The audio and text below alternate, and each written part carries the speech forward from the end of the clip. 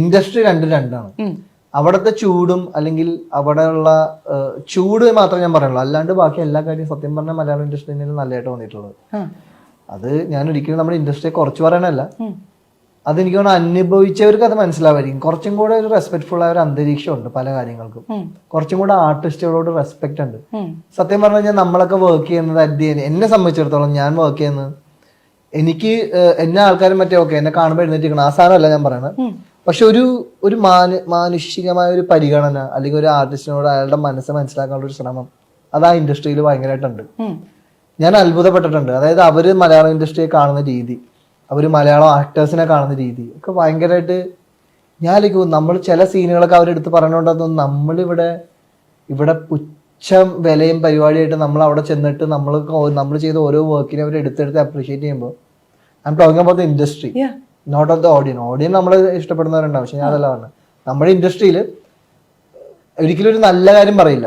നമ്മൾ ചെയ്തൊരു നല്ല കാര്യം ഇപ്പൊ പറയാനായിട്ട് അവർ എന്താണെന്നറിയില്ല, മേ ബി നമ്മുടെ ആൾക്കാരുടെ രീതികൾ അതായിരിക്കാം. പക്ഷെ അവരങ്ങനെയല്ല, അവരുടെ നെഗോസിയേഷൻ പോലും ഭയങ്കര ഇൻട്രസ്റ്റിംഗ് ആണ്. അതായത് റെസ്പെക്ട്ഫുള്ളി ആണ് അവർ കാര്യങ്ങൾ ചെയ്യുന്നത്. നമ്മളെന്ന് വെച്ച് കഴിഞ്ഞാൽ ഇവിടെ ഭയങ്കരമായിട്ട് കുത്തുവാക്ക് പറയും.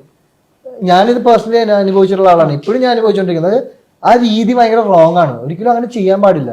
പ്രത്യേകിച്ച് നമ്മളൊരു പടത്തിന് വേണ്ടി അത്രയും കമ്മിറ്റഡ് ആയിട്ട് ചെയ്യാൻ വേണ്ടി നിൽക്കുന്ന ഒരാളുടെ മനസ്സ് കളർത്താണ് സത്യം പറഞ്ഞാൽ ചെയ്യുന്നത്. അത്തരം ഒരുപാട് നല്ല ക്വാളിറ്റികളുണ്ട് ആ ഇൻഡസ്ട്രിയിൽ. ശരിക്കും നമ്മൾ പഠിക്കേണ്ട ആ ആൾക്കാരിൽ നിന്ന് നമ്മൾ പഠിക്കേണ്ട ഓരോ നല്ല കാര്യങ്ങളുണ്ട്. ഇനിയത്തെ റൗണ്ടിന്റെ പ്രത്യേകത എന്ന് പറഞ്ഞാൽ ഭയങ്കര എളുപ്പമാണ്, നുണ മാത്രമേ പറയാവുള്ളൂ. ഞാൻ ചോദിക്കണതിന് നുണയായിരിക്കണം ഉത്തരം. ഞാൻ ആദ്യം മൈമയുടെ അടുത്ത് സിമ്പിൾ ആയിട്ട് മൈമയെ കുറിച്ച് ഇത്ര അഭിപ്രായം ചെയ്യുന്നുണ്ടെന്ന് ഞാൻ അറിയില്ല. തുടങ്ങുവാണേ. ഞാൻ ചുമ്മാ പറഞ്ഞേട്ടാ. പക്ഷെ ഞാനും പേര് മോനിഷ രാജി.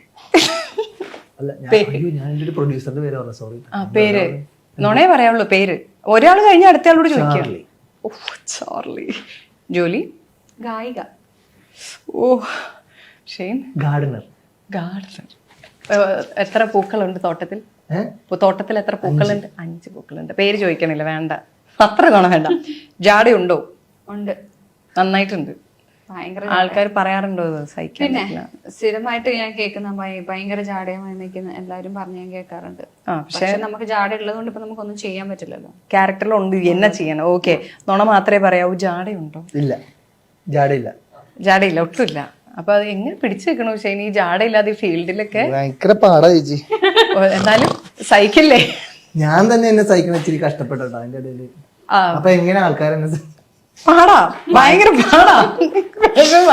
അടുത്തത് ഫാൻ ക്രേസ് മൊമെന്റ് കണ്ടു കഴിയുമ്പോൾ പലതിലും ഞാൻ കണ്ടു. അങ്ങനത്തെ ആളുകൾ വരിക, അടുത്തോട്ട് വരാൻ ശ്രമിക്കുക, നമ്മളിങ്ങനെ ബൗൺസേഴ്സ് ഒക്കെ ചുട്ട് നിൽക്കുക. ശ്രദ്ധിച്ചേക്കണേ.